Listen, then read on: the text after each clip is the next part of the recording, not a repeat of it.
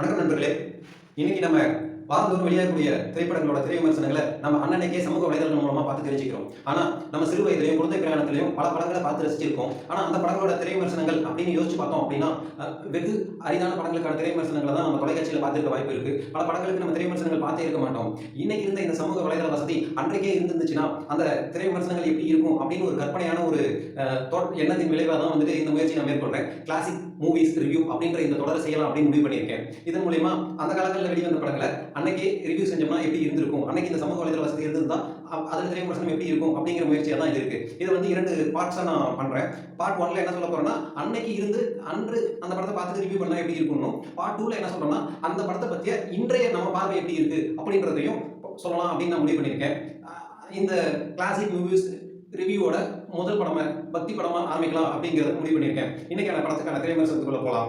RB Choudary super hit films தயாரிப்பில் கோடி ராமகிருஷ்ணா இயக்கத்தில் ரம்யா கிருஷ்ணன், சௌந்தர்யா, சுரேஷ், வடிவரசி மற்றும் பலர் நடித்த அம்மன் திரைப்படத்தோட திரை விமர்சனம் தான் பார்க்க போகிறோம். இந்த படத்தோட கதை என்ன அப்படின்னு சொல்லி பார்த்தோம்னாக்க, கதை எங்கே ஆரம்பிக்குதுன்னா, கதை நடக்கக்கூடிய ஊருக்கு அம்மன் எப்படி நிரந்தரமாக வந்து தங்கினாங்க அப்படிங்கிற முன்கதையோட படம் துவங்குது. கதையின் நாயகி சௌந்தர்யா அந்த ஊரில் அம்மனுக்கு பணிவிடை செஞ்சு அம்மன் இருக்கக்கூடிய ஒரு ஆதரவற்ற பெண்ணாக வராங்க.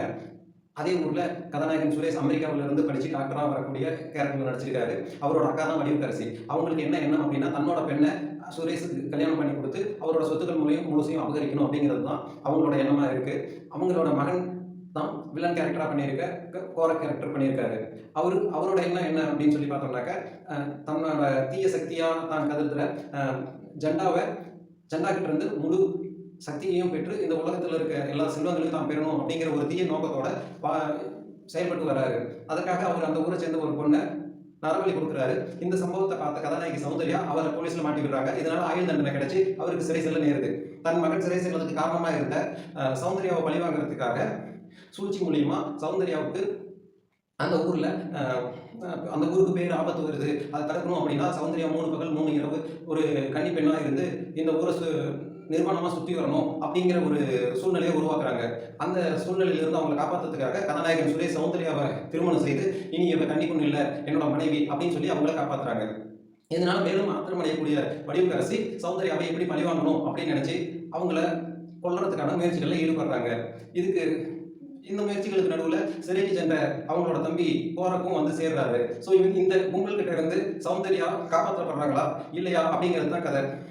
இதில் வந்துட்டு பார்த்தீங்கன்னாக்க, சௌந்தர்யாவுக்கு உதவி புரியறதுக்காக ஒரு சிறுபெண் இடத்துல அம்மனே வந்து கூட இருந்து உதவி புரியுறாங்க.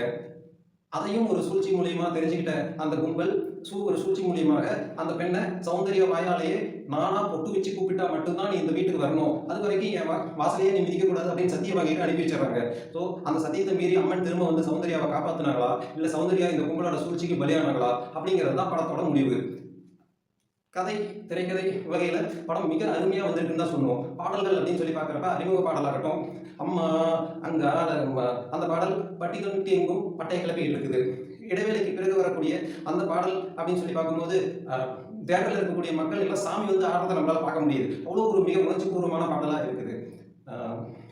அடுத்து சொல்லணும் அப்படின்னா குறிப்பிடத்தக்க விஷயம் கிராஃபிக்ஸ் மிக அருமையாக இருக்கு. நடிப்பு அப்படின்னு சொல்லி பார்க்கும்போது ரம்யா கிருஷ்ணன் அம்மனாவே மக்கள் வழிபடுறாங்க.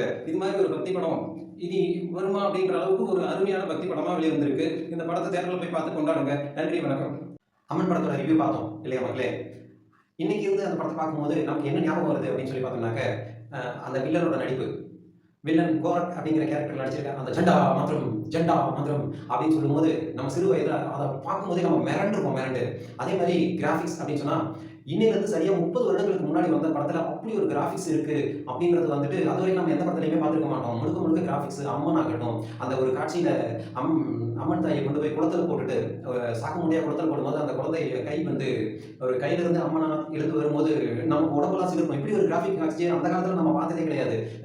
கிராஃபிக்ஸ் அப்படின்ற வகையில் நமக்கு ஒரு புது அனுபவத்தை அந்த படம் கொடுத்துச்சு அப்படின்னு தான் சொல்லணும். அதுக்கு அடுத்தது குறிப்பிட்டு சொல்லணும் அப்படின்னா நம்ம ரம்யா கிருஷ்ணன் அதுக்கு பின்னாடி ரொம்ப நாள் வந்துட்டு அம்மனாவே தான் மக்கள் தரிசிச்சாங்க அப்படிங்கிற அளவுக்கு, அம்மன்னா வேற ரம்யா கிருஷ்ணன் வேற அப்படிங்கிற அளவுக்கு இல்லாமல் அம்மனாவே ரம்யா கிருஷ்ணனை பார்த்த அளவுக்கு இருந்தது அவங்களோட நடிப்பு. அந்த அளவுக்கு அம்மன் இடத்துக்கு மிகவும் பொருந்தி போயிருந்தாங்க.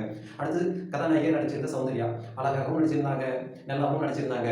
ஆனால் ரம்யா கிருஷ்ணன் சௌந்தர்யா இருவரும் சேர்ந்து மறுபடியும் ஒரு படத்தில் நடிப்பாங்கன்னு நம்ம நினைக்கல. ஆனால் நடிச்சாங்க. மாபெரும் வெற்றி படமாகவும் அது அமைஞ்சது. எஸ், நீங்கள் எல்லாரும் நினைச்சிருப்பீங்க. அந்த படம் தான் சூப்பர் ஸ்டார் ரஜினிகாந்த் மற்றும் நடிகர் திலகம் சிவாஜி கணேசன் இடையே நடித்த படையப்பா திரைப்படம். அதில் ரஜினிகாந்த் அவர்களுக்கு ஜோடியா சௌந்தர்யா அவர்களும் ரஜினிக்கு வில்லியா ரம்யா கிருஷ்ணனும் நடிச்சு ஒரு மாஸ் என்டர்டைன்மெண்ட் மூவியை கொடுத்துருந்தாங்க.